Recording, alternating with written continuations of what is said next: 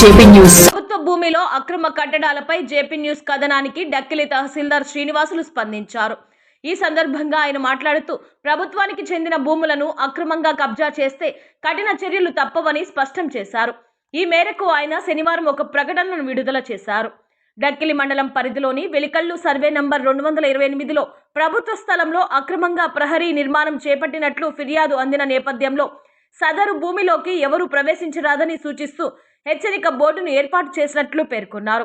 తన వద్ద ఉన్న రికార్డులను పరిశీలించగా ఆ భూమి అడవి పోరంబోకు భూమిగా నిర్ధారణ కావడంతో సదరు భూమిని పరిరక్షించుకోవాల్సిందిగా సంబంధిత అధికారులకు సమాచారం అందించినట్లు తహసీల్దార్ తెలిపారు. చెరువులు, కాలువలు, అడవులు వంటి పోరంబోకు భూములు ప్రజా ప్రయోజనాలకు అత్యంత కీలకమైనవని, వాటిని కాపాడడం ప్రభుత్వ బాధ్యతనేనని ఆయన పేర్కొన్నారు.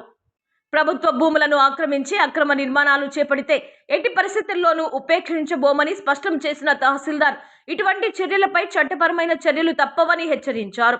ప్రజలు కూడా ప్రభుత్వ భూముల విషయంలో అప్రమత్తంగా ఉండి ఎలాంటి అక్రమాలకు పాల్పడకుండా సహకరించాలని కోరారు.